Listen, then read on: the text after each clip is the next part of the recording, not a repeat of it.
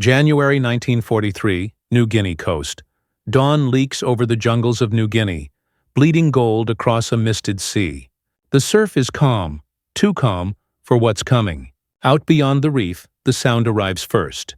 A low rising growl that shakes the air. Then they appear, sleek silver shapes hugging the waterline, their wingtips brushing the spray. The B-25 Mitchells of the 5th Air Force, flying lower than they were ever meant to fly. From the lead aircraft, a storm erupts. 14 50 caliber machine guns roar in unison, their tracer lines stitching the sea. The lead ship on the Japanese convoy erupts in fire, its anti-aircraft gunners cut down before they can aim. In seconds, decks vanish under explosions. The formation passes so close the pilots can smell burning oil through the cockpit vents. Above the chaos, one man's vision has come to life. Not a general, not an engineer in Detroit, but a wiry, stubborn former Navy machinist named Pappy Gunn, who refused to accept that a bomber should only drop bombs. And this is how his madness changed the Pacific War forever. In early 1943, the Pacific War was a brutal equation of distance, weather, and desperation. The Japanese Empire still stretched like an iron arc from Burma to the Solomons. Their convoys moved relentlessly, troop transports, tankers, freighters, all guarded by destroyers and anti-aircraft guns, weaving through the endless islands north of Australia. Each convoy meant new reinforcements for New Guinea or Rabaul, each one another fight to come. For General George C. Kenney, commander of the U.S. 5th Air Force, the math didn't add up. His bombers were built for Europe. High altitude, formation, daylight precision attacks. But New Guinea wasn't Europe. Clouds rolled in by noon. The terrain was mountainous, the jungles endless, and Japanese shipping hugged the coastlines, often under cover of storms. Bombing from altitude scattered ordnance across empty ocean. Nothing sank. The B-25 Mitchell, medium bomber, twin-engine, dependable, was the workhorse of the Air Force. But its design wasn't built for hunting ships. It had a glazed nose with a bombardier and a handful of forward guns. Against convoys, it could drop bombs, maybe strafe lightly, and then turn away before the flak caught up. The aircraft could carry a payload, but not the sheer firepower to suppress a ship's deck or chew through escort screens.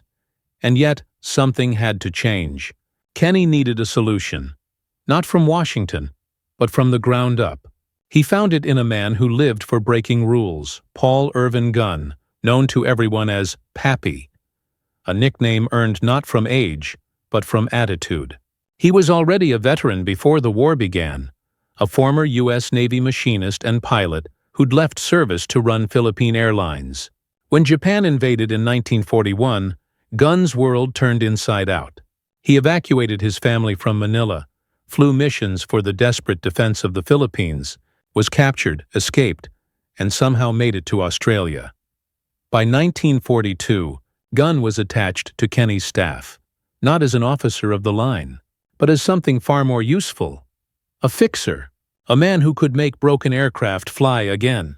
His workshop at Eagle Farm near Brisbane became a place of miracles. Crews whispered that if anyone could bend metal to will, it was Pappy Gunn. But the situation in the Southwest Pacific was dire. The Japanese were reinforcing Lae and Salamaua, threatening Port Moresby. Supply lines over the Owen Stanley Range were perilous. Every pound of fuel, every bullet, had to be flown in. The U.S. Army Air Forces couldn't match Japan ship for ship or plane for plane. They had to strike smarter, harder. Kenney and Gunn shared a conviction. If the war couldn't be fought at high altitude, it would be fought at treetop level. Gunn's obsession began when he saw how little damage conventional bombing runs inflicted on Japanese convoys. "We're wasting metal," he supposedly told an engineer. "Why drop bombs from 10,000 feet when you can tear them apart with guns at 50? To Gunn, the answer wasn't in new aircraft. It was in reimagining what already existed. He started small, experimenting on a handful of tired B-25Cs that had returned from the field. He stripped out unnecessary gear, replaced the bombardier's station with rows of 50 caliber Brownings, and modified the nose into a solid housing of steel and aluminum plate. each gun fed by flexible chutes, each positioned to concentrate fire directly ahead. What emerged looked crude, an ugly snout packed with firepower, but it worked. Gunn kept pushing. He added twin cheek mounts, then package guns on the sides of the fuselage, until the aircraft could unleash a literal wall of lead. Pilots joked it looked like a porcupine. To Gunn, it was poetry in steel. While others debated, he tested. He'd climb into the cockpit himself, push throttles forward, and run mock strafing attacks across the Queensland coastline. The recoil hammered the airframe so violently that early prototypes nearly shook apart.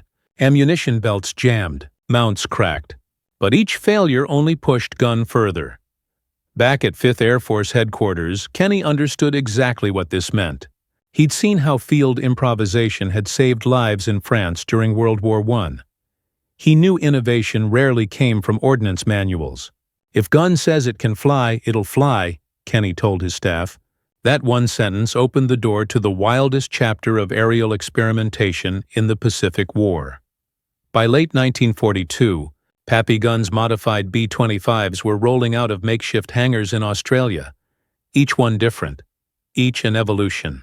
Some carried 8 forward guns, others 12. Crews bolted extra ammo boxes into the bomb bay, rerouted fuel lines, even reinforced the nose bulkheads with salvaged armor plate from wrecked aircraft. These weren't sanctioned production models. They were wartime inventions, built under the pressure of survival. Still, one question remained. Could these Frankenstein gunships actually survive combat? Could they fly low enough, fast enough, and hit hard enough to destroy a convoy before flak tore them apart? That question would be answered in fire over the waters north of New Guinea. Because as 1943 began, the Japanese convoy routes were tightening, and the Americans were preparing something new. The workshops at Townsville and Port Moresby looked more like scrapyards than military depots. Corrugated iron roofs, dirt floors, aircraft parts stacked under tarps. But in early 1943, those sheds became the birthplace of one of the most fearsome weapon conversions of the war. Under the hot Queensland sun, teams of mechanics worked around the clock, guided by Pappy Gunn's relentless energy. He walked the lines in oil-stained coveralls, cigarette-dangling, barking instructions. "Cut that off. Move that gun mount forward. No, don't ask permission. Build it." The rules of Army Air Force procedure didn't apply here. This was field innovation in its rawest form. The official B-25C and D models were designed for high-altitude bombing runs with a Norden sight and a glass nose. Gunn tore that apart. He replaced the bombardier seat with an armored bulkhead and a solid nose, fabricated from salvaged aluminum and steel ribs. Inside, he packed up to 8 50-caliber Browning M2 machine guns, all harmonized to converge their fire at 300 yards.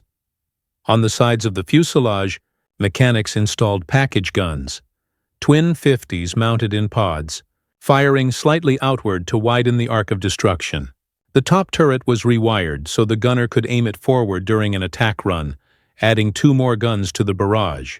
By the time the conversions matured, a single B-25 could throw out more than 2,000 rounds of ammunition in less than 20 seconds. Weight and recoil were constant enemies. The concentrated firepower rattled rivets loose and threatened to tear the nose clean off. Gunn's team reinforced frames with steel plates and redistributed ammunition boxes to balance the aircraft. Pilots reported that during firing, the plane would decelerate abruptly from the recoil alone. But when the guns opened up, ships simply ceased to exist in their path. Gunn also saw that guns alone weren't enough. Japanese convoys sailed with layered defenses, destroyers, escorts, and overlapping fields of anti-aircraft fire. To hit them, bombers had to dive low, skim the waves, and strike before the guns could track them. That meant changing not only the hardware, but the very way the aircraft fought. Enter the tactic that would redefine the campaign: skip bombing. Adapted from earlier Royal Air Force experiments, the technique was perfected by Kenny's and Gunn's teams. Instead of dropping bombs from altitude, pilots flew at mast height, barely 50 feet above the sea, and released their bombs so they skipped across the water like stones before slamming into a ship's hull. At that speed and angle, accuracy was lethal. The technique required nerves of steel. Pilots had to hold course directly at the target, often within the envelope of every gun on deck, and pull up only at the last second. The B-25's forward guns provided suppression, shredding the enemy's anti-aircraft crews before the bomb released, a perfect symphony of speed, precision, and raw firepower. The Australians were the first to see the effect up close. The Royal Australian Air Force's No. 30 Squadron, flying Beaufighters, practiced coordinated attacks with the American B-25s. The Beaufighters strafed from port, the Mitchells from starboard, weaving over the Whitecaps in deadly synchrony. What began as an experiment turned into doctrine. Training moved fast. Gunn and Kenny had no time for bureaucracy. They filmed test runs with handheld cameras, analyzed frame by frame where bullets struck, and corrected trajectories. "We were making up science as we went," one pilot recalled years later. But it worked.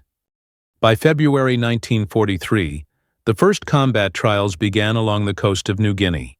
A Japanese transport anchored near Gasmata became the test target. Guns modified Mitchells swept in low, guns flashing. The ship erupted in flames within minutes. Reports described crewmen abandoning ship before the final bomb struck. Word spread quickly. The Americans had found a new way to fight. Back in Brisbane, Kenny wrote to General Hap Arnold in Washington, recommending that the B-25 be redesigned at the factory level to incorporate solid noses and fixed forward guns. It was the birth of the B-25G, and later the B-25J models, direct descendants of Gunn's workshop experiments. But in early 1943, the Southwest Pacific still ran on field conversions, duct tape, and audacity. Every gun barrel was hand-fitted, every sight adjusted by eye. Ammunition was loaded by hand because there weren't enough belts to go around. Crews painted shark teeth and names on their noses. Hell's Bell, Porky Twakau, Dirty Dora. In the jungle strips of New Guinea, these aircraft became icons. Pilots loved them because they worked. Ground crews revered them because they were built by their own hands. And to the Japanese, who began losing ships faster than they could replace them, they became a new kind of terror. Low, fast, and unstoppable. The innovation spread like wildfire through the 5th Air Force. Guns' designs were replicated by units from the 3rd Attack Group, the 38th Bomb Group, and beyond. Every pilot who flew one swore the same thing, that once you saw what 1450 cals could do to a convoy, there was no going back. But the true test of Gunn's creation was still to come. The Pacific would soon witness one of the most decisive air-sea battles of the war, where the strafer B-25 would prove its worth beyond all doubt. And when that moment came, the skies above the Bismarck Sea would burn brighter than ever before. The human angle. The mechanics of faith war. Stories often celebrate the pilots, but the miracle of the gunship Mitchells began in grease and sweat. The ground crews at Townsville, Charters Towers, and Port Moresby were not factory-trained engineers. They were mechanics, welders, and scroungers. Many had never designed an aircraft modification in their lives, yet they trusted one man's impossible vision. Every new gun meant another cable to route, another feed to test. Ammunition belts were loaded by hand, thousands of rounds coiled like metallic snakes. Some crews worked 30 hours straight, their hands raw from oil and solvents. They scavenged spent barrels from crashed fighters, stripped parts from wrecks, and rebuilt what they needed from scratch. To them, Pappy Gunn wasn't just an innovator. He was a believer. He worked beside them, sleeves rolled, swearing at bulky fittings and missing wrenches. He never asked them to do what he wouldn't. That leadership style forged loyalty deeper than rank could command. When the first conversions flew combat, the ground crews gathered at the strip's edge, watching like fathers sending sons into danger. They knew every gun, every bolt, every line of wiring. When those B-25s came home blackened with smoke and oil but alive, the cheers were deafening. The men had proved that genius didn't come from blueprints. It came from necessity. That bond between human will and mechanical courage was the soul of Gunn's revolution. the technological angle. Building a gunship from a bomber to understand the radical nature of guns design, one must look at the B-25's original purpose. North American aviation had built it as a medium-altitude bomber, with a focus on stability and precision. Its greatest feature was its versatility, a strong twin-engine platform that could carry respectable bomb loads over moderate ranges. What Gunn did was turn that balance into brutality. He reimagined the B-25 not as a bomber but as a ship killer, a flying destroyer. The engineering challenge was enormous. 14 50 caliber Browning M2 machine guns weighed over 1,200 pounds, not including ammunition. Each gun fired at a rate of 750 rounds per minute, with recoil forces capable of rattling the aircraft's structure apart. To solve this, Gunn reinforced the nose with steel plates scavenged from downed planes. He thickened spars, altered center of gravity tolerances, and redistributed fuel tanks. Ammunition feed systems were modified using flexible chutes, some borrowed from P-40 fighters. Pilots were given simplified firing controls so they could unleash all guns with a single trigger pull, an innovation later replicated in factory models. The result was devastating. A single burst from the new B-25 could deliver a combined weight of lead that rivaled the broadside of a destroyer. Gunn's modified aircraft could shred anti-aircraft emplacements, tear through the bridge of a transport, and silence a ship's defenses in seconds. He had, in essence, transformed a precision bomber into a blunt force instrument of sea denial. In the Pacific, where convoys were lifelines, that transformation shifted the strategic calculus. It wasn't just engineering, it was adaptation, one born from war's most ruthless teacher, necessity. The tactical angle, the art of mast-height attack. Tactics that followed Gunn's creation were as daring as the machines themselves. Traditional bomber doctrine emphasized altitude and safety. Gunn and Kenny's men threw that out. The new B-25s flew at mast height, barely above the waves. They approached targets at over 230 miles per hour, weaving between anti-aircraft bursts and tracer lines. Every pass was a dance with death. The sequence was practiced endlessly. Approach from low altitude. Guns blazing to suppress the ship's gunners. At 500 yards, release bombs at a shallow angle so they skipped across the surface into the hull. Then pull up sharply to avoid the explosion and enemy fire. The window for success was measured in seconds. This demanded nerves beyond ordinary courage.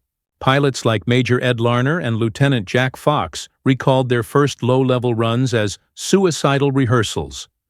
Trees blurred by and sea spray coated the windscreen. Any hesitation meant instant death. Yet once mastered, the tactic was unstoppable. Skip bombing and strafing became complementary tools. The forward guns neutralized defenses, while the bombs finished the kill.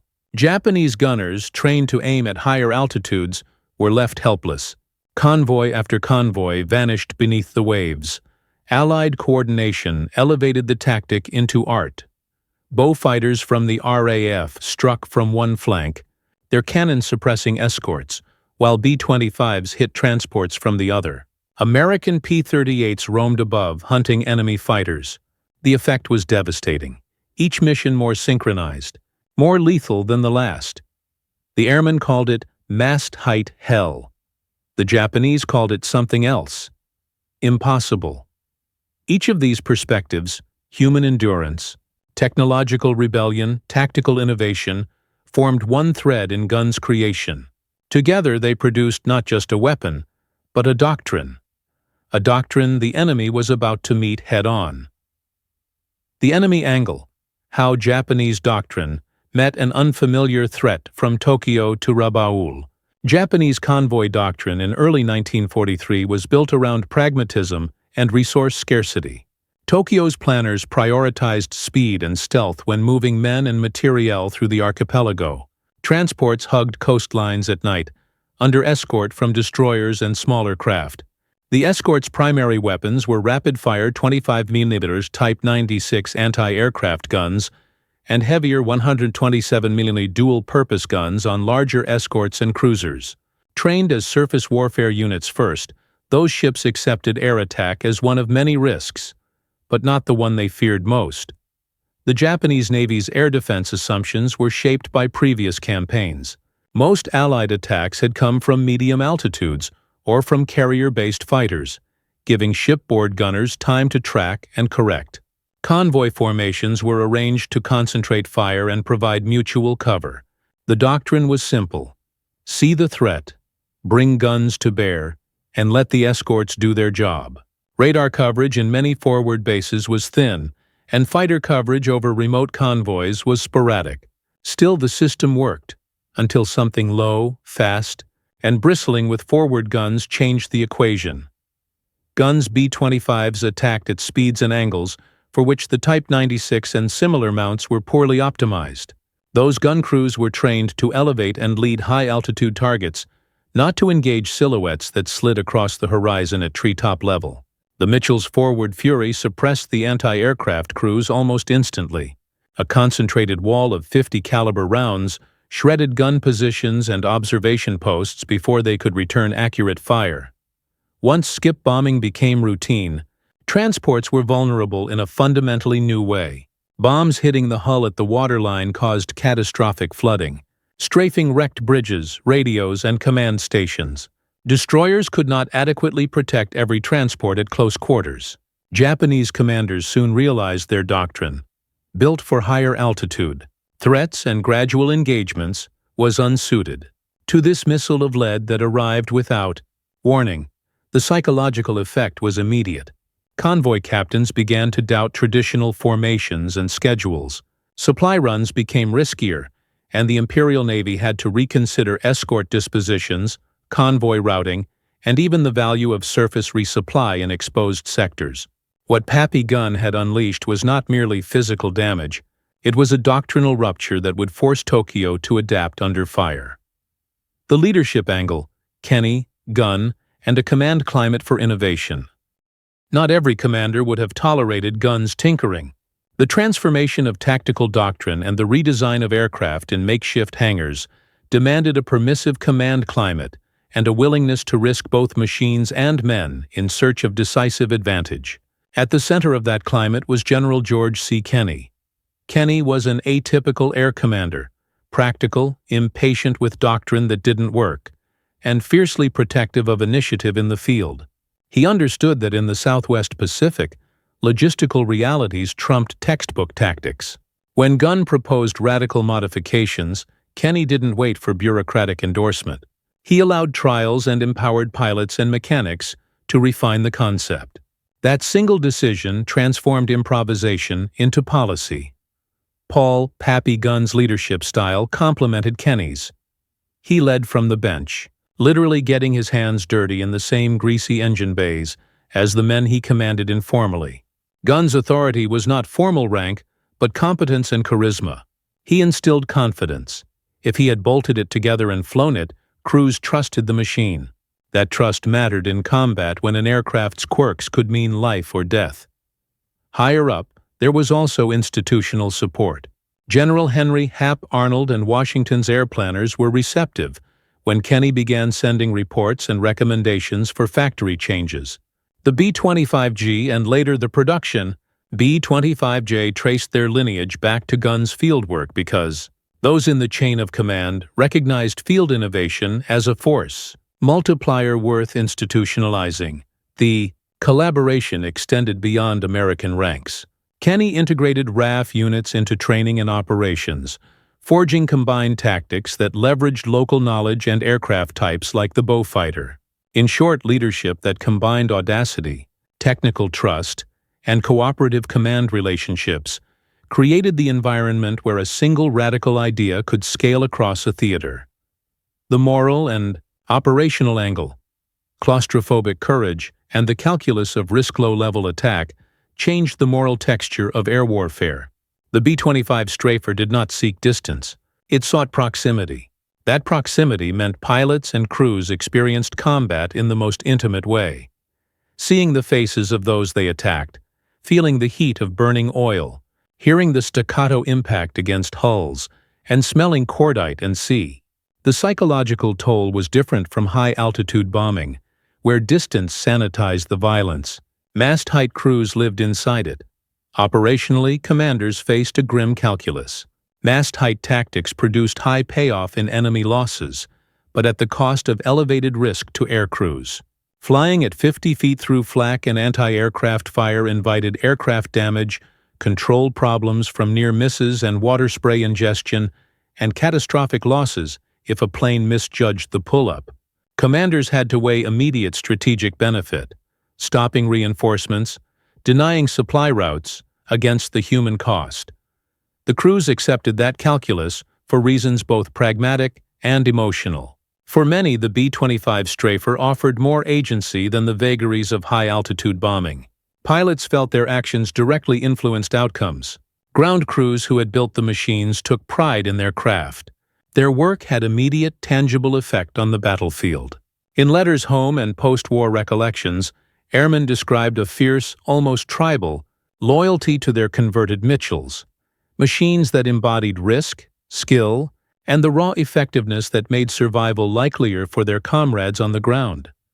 That moral complexity did not erase the cost.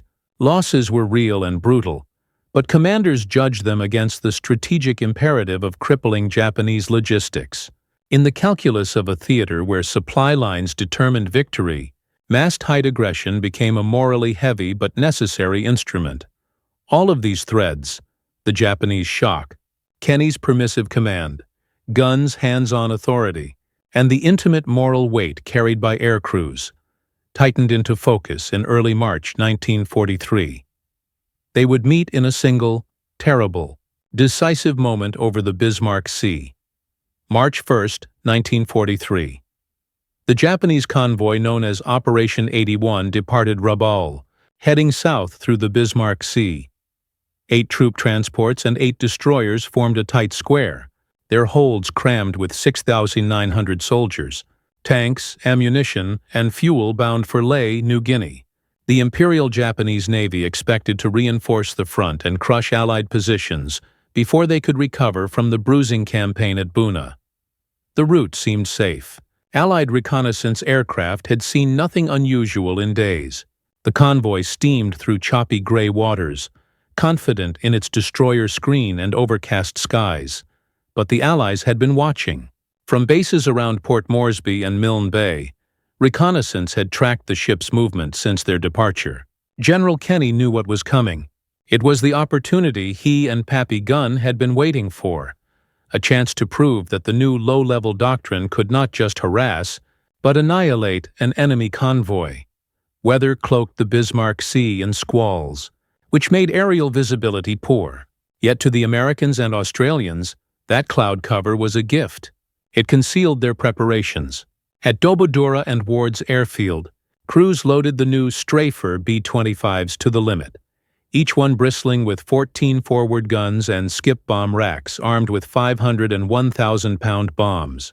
Beside them stood A-20 Havocs and Beaufighters, tuned and ready. The plan was brutal in its simplicity. Attack in waves, from multiple altitudes, synchronized to overwhelm every layer of defense. High-altitude B-17 flying fortresses would soften the convoy, forcing it to scatter. Then, at low level, the B-25s and Beaufighters would strike in tandem, guns first, bombs second. The objective wasn't harassment, it was destruction. At dawn on March 2, 1943, the first formation of B-17s found the convoy north of Cape Gloucester. Bombs fell from 7,000 feet, the sea erupting into columns of white spray. The transports began evasive maneuvers, weaving to dodge the falling ordnance. The B-17s scored several near misses, damaging one transport and forcing the convoy to bunch tighter for protection. The stage was set. Hours later, the second act began. Low-level formations of B-25s and Beaufighters took off from Dobodura, flying across the Owen Stanley Range through turbulent cloud and rain. The pilots flew instruments until they broke into clear air at sea level, then dropped to 50 feet above the waves. Ahead of them stretched the steel silhouettes of the convoy, ships zigzagging under a rising wall of anti-aircraft fire. From the lead formation came the call over the radio. Convoy in sight. Commencing attack. The bowfighters went in first, skimming the waves in a shallow echelon. Their 4 20mm cannon and 6 machine guns raked the destroyer's decks, cutting down gunners and setting fuel drums alight. Explosions flared along the convoy's edges, drawing fire away from the incoming B-25s. The Mitchells came in seconds later, dropping to mast height, their forward guns flashing in a continuous tongue of orange flame. From one B-25, pilot Captain John Hennebrey described the moment. "You could see the tracers going right into the bridges. Whole decks disappeared in smoke. As the ships heeled under the impact, crews ran for cover. Too late. Skip bombs released at point-blank range bounced once, twice, then slammed into the hulls at the waterline. The detonations lifted entire transports from the sea, tearing their keels open. The air filled with smoke, spray, and shrapnel. Japanese destroyers tried desperately to weave between the transports, guns hammering. But the low approach and chaos of crossfire made targeting impossible. Allied pilots flew through sheets of debris and water geysers, some returning with paint scorched off by blast heat. At the center of it all, Gunn's design philosophy played out perfectly. The nose-mounted guns allowed pilots to aim their entire aircraft like a weapon, walking tracer lines across ships until they fell silent. The modified B-25s shredded any ship that dared fight back. The air smelled of cordite, burned oil, and salt. By mid-afternoon, 4 transports were sinking. One destroyer, a Ratio, drifted crippled and burning, colliding with a troopship as it sank. The remaining Japanese vessels scattered, trying to reach Leh or retreat toward Rabaul. Kenny's staff tracked the battle from maps marked with grease pencil, each radio report confirming another kill. That night, Allied aircraft returned to base exhausted. Mechanics counted the holes, hundreds of shrapnel tears, flak punctures, shattered glass. But the crews were alive, and the Japanese convoy was dying. At dawn, they would go back to finish the job, and what unfolded on March 3rd would change the very concept of air power in the Pacific, March 3rd, 1943. The sun rose over the Bismarck Sea through veils of smoke and salt. What had been a convoy of 16 ships the morning before was now a graveyard of oil slicks and twisted hulls. But the job wasn't finished. Allied reconnaissance confirmed that several transports and destroyers were still afloat, limping toward Leh under escort. General Kenny's order was clear. Finish them. By mid-morning, the low-level formations were airborne again. The air crews were exhausted, flying with little sleep, their aircraft patched overnight with fresh sheet metal and tape. Fuel drums littered the strips, and armorers loaded every last round of .50 caliber ammunition they could find. The men knew what they were flying into, a killing field, but none hesitated. As they crossed the Owen Stanleys once more, the coastline came alive below them, plumes of smoke rising like black pillars. The Japanese convoy was scattered across 40 miles of sea. Some ships burned in stationary infernos. Others, crippled but moving, tried to beach themselves on New Guinea's north coast to offload survivors. Destroyers circled them, firing wildly at the incoming dots on the horizon, the returning B-25s and bowfighters. This time, the attack unfolded with precision born of experience. The bowfighters went in first, strafing and drawing fire as before. The B-25s came in staggered runs, hugging the water so closely that waves burst against their fuselages. Captain Ed Larner's aircraft led one section straight into a curtain of flak. Tracers lanced past the cockpit. Fragments clanged against the fuselage, but he held course. His guns opened up at 800 yards, and the lead transport's bridge vanished in a geyser of flame. His bombardier triggered the release. One bomb skipped once, struck the hull, and detonated beneath the waterline. The blast flipped the ship as Larner's plane roared overhead, engines screaming, the wings shaking from shock waves. Nearby, another Mitchell, Hell's Bell, came in too shallow. Spray struck its propellers. One engine flamed out. The pilot pulled up barely in time, trailing smoke. Over the radio came the call, steady and grim. "She's hit, but still flying." The damaged plane made it back to Dobodura on one engine. its belly torn open, guns empty. The rest pressed the attack. One Japanese destroyer, Tokitsukaze, took multiple direct hits, its stern sheared away. Another, Arashio, still burning from the day before, drifted helplessly into friendly fire as its escort tried to protect the remaining transports. The sea turned into a cauldron of wreckage. Oil fires spread across the surface, ignited by strafing passes. Pilots described the scene as like flying through hell's furnace. By afternoon, the battle was no longer a fight. It was an execution. Allied aircraft orbited the area in shifts, strafing lifeboats, supply barges, and anything that moved. It was brutal, and to the men in the air, unsettling. Yet the doctrine was clear. Japanese soldiers reaching Leh would kill Allied troops later on the ground. The sea became their grave instead. At headquarters, Kenny received a steady stream of reports. 8 transports sunk. 4 destroyers sunk or crippled. Thousands of Japanese troops lost, many never seen again. When the smoke cleared, only a handful of survivors reached the coast. The Imperial Japanese Navy had lost nearly every ship in the convoy, along with the majority of its embarked force. In post-action interviews, Allied pilots described a strange quiet after returning to base. No victory cheers, just exhaustion and disbelief. They'd seen the full power of their own creation. The modified B-25s had proven beyond any doubt that low-level attack, combined with massive firepower, could annihilate an enemy fleet. General Kenny called it the most decisive air battle in the Southwest Pacific. Newspapers back home would later call it a massacre. Strategically, it was far more. The destruction of the Bismarck Sea convoy crippled Japan's ability to reinforce New Guinea. It marked the end of major troop movements by sea in that sector, and forced Tokyo to rely increasingly on submarines and barges, inefficient, vulnerable alternatives. In the days that followed, the wreckage drifted ashore, charred lifeboats, twisted helmets, wooden crates scorched black. Australian patrols moving along the coast found survivors clinging to debris. Many were too burned or shell-shocked to speak. For Kenny, the results vindicated every risk he had taken. For Gunn, still in his workshop, news of the victory spread like wildfire. The gunships, as the men called them, had rewritten the rules of air warfare.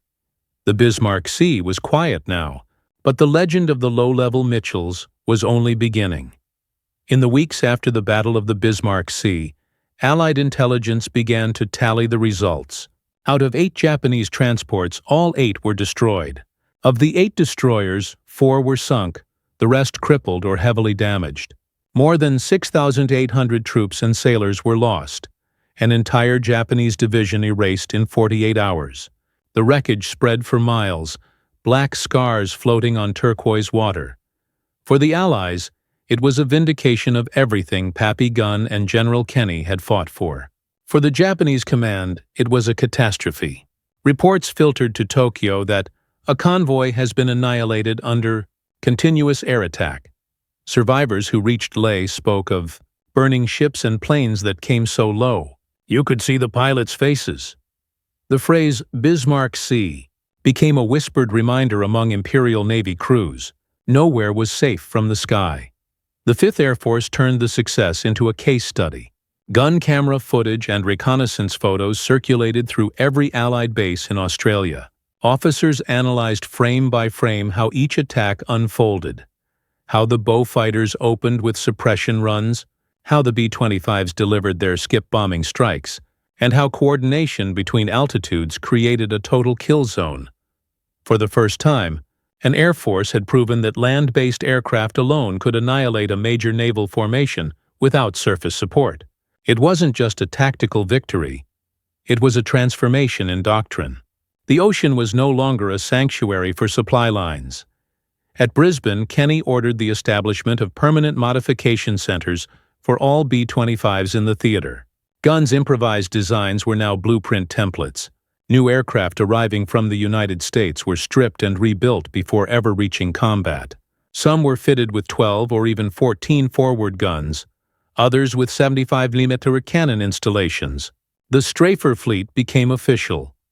Factory engineers back in America were stunned. When Kenny's reports reached Washington, they included photos of the gutted, rebuilt noses and detailed performance notes. Within months, North American aviation began producing the B-25G, with a solid nose housing a 75mm cannon, essentially mass-producing the philosophy Gunn had forged by hand in a corrugated shed.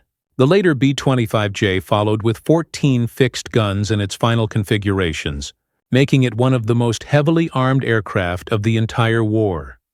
For the men who flew them, the conversions became a symbol of ingenuity and survival. The crews of the 3rd Attack Group, those Grim Reapers, took pride in their machines. They painted skulls, lightning bolts, and nose art across their cowlings. They had seen what these planes could do and trusted them like extensions of their own will. Yet even amid triumph, there was recognition of cost. Of the dozens of aircraft that attacked the Bismarck convoy, several never returned. Some were hit during their runs and vanished into the sea. Others limped home riddled with holes, their crews bloodied but alive. Gunn himself would later say that the price of innovation was always counted in men as well as machines. The tactical lessons spread fast. Low-level attack became the defining feature of 5th Air Force operations throughout 1943 and 1944. Strafing and skip-bombing tactics were refined, manuals rewritten, and training programs established for new pilots arriving from the States. Every crew learned the choreography of mast-height attack, approach low, guns blazing, release shallow, pull up sharp. It became muscle memory. The Japanese response came too late. After the Bismarck disaster, the Imperial Navy withdrew most of its transport convoys from the New Guinea route. Attempts to resupply Leh by barge or submarine achieved only fragments of what the original convoys had carried. The front line at Leh began to starve of fuel and ammunition. When the Allies launched their next ground offensives, they met weakened resistance. Strategically, the air-sea battle over the Bismarck Sea reshaped the Pacific map. The Allies had proven that air power alone, operating from rough jungle strips, could project naval-scale destruction. It validated Kenny's belief in tactical air supremacy, the idea that mobility, adaptability, and precision could substitute for brute force and fleet tonnage. For Pappy Gunn, the aftermath was personal. He received commendations and quiet fame within the 5th Air Force, though he never sought it. He was still in his hangar, sleeves rolled, planning the next modification. Always restless, always chasing improvement. "If it can fly," he once said, "it can fight harder." But even as Allied newspapers hailed the Bismarck victory, Gunn's mind was already elsewhere, thinking of faster guns, stronger mounts, and the next enemy convoy that would test what he'd built.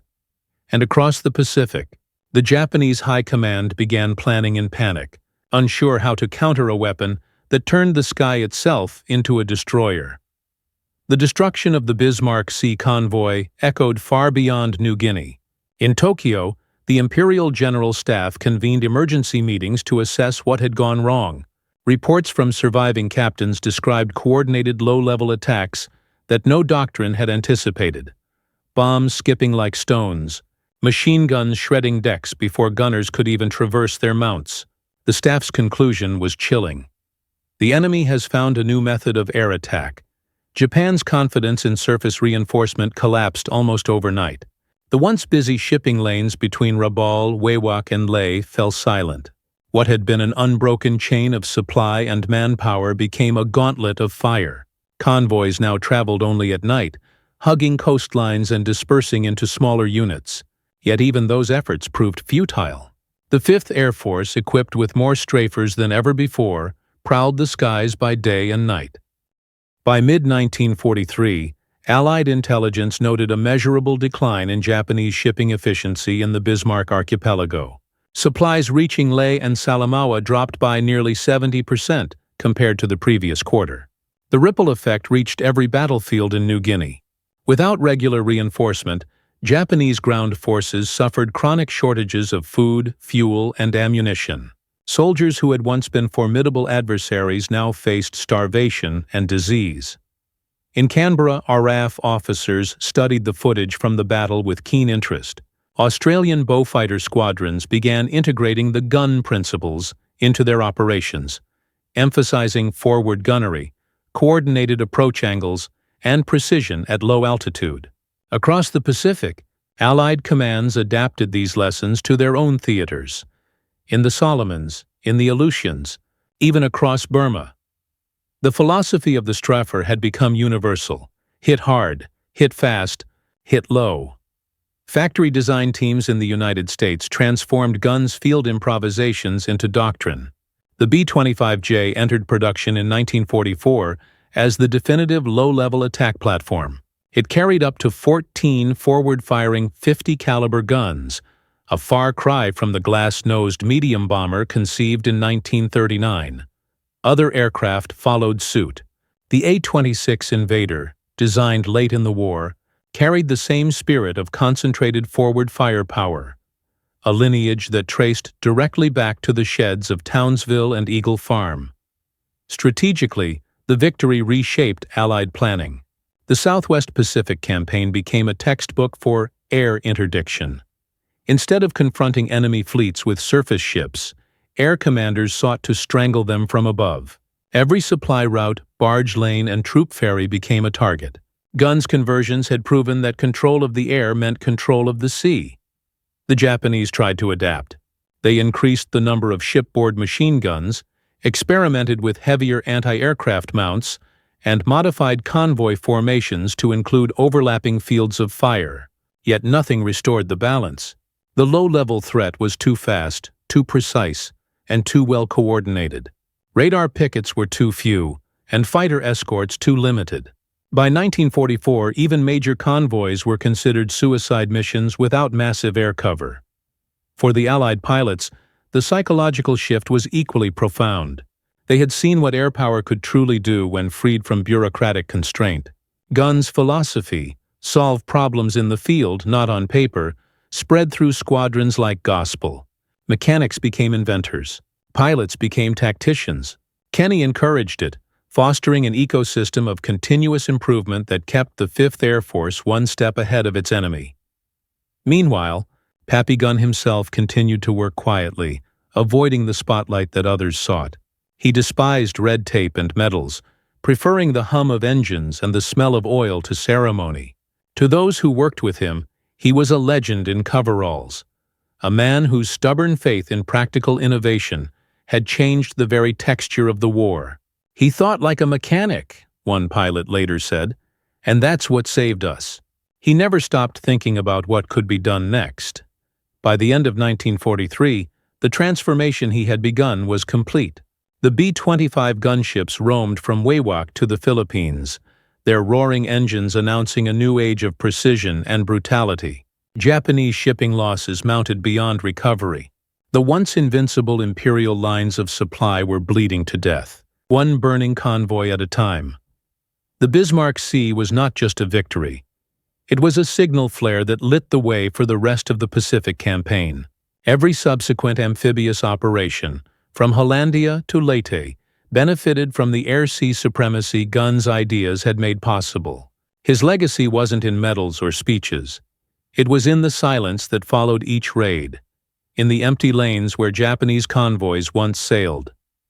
The war had been changed by a man who refused to accept limits. And though the flames of the Bismarck Sea eventually faded, the doctrine they inspired would shape air warfare for decades to come. As the Pacific calmed and the Allies advanced, one truth became undeniable. Ingenuity had become the greatest weapon of all. The Coral Sea lies quiet now. The waves that once boiled with flame and oil have reclaimed their calm. Yet beneath that silence rests a legacy written not by generals, but by a mechanic who refused to obey limits. Paul Pappy Gunn never built monuments or sought glory. He built solutions. In an age when wars were fought by doctrine, he fought with imagination, turning necessity into invention, and invention into survival. His B-25 gunships weren't born from laboratories or corporate factories. They were forged by human hands under corrugated roofs, guided by instinct and desperation. The miracle of those conversions wasn't only mechanical, it was philosophical. Gunn proved that in modern war, adaptability could defeat superiority. The Japanese convoy system had seemed unassailable, protected by destroyers, layered defenses, and the vastness of the Pacific.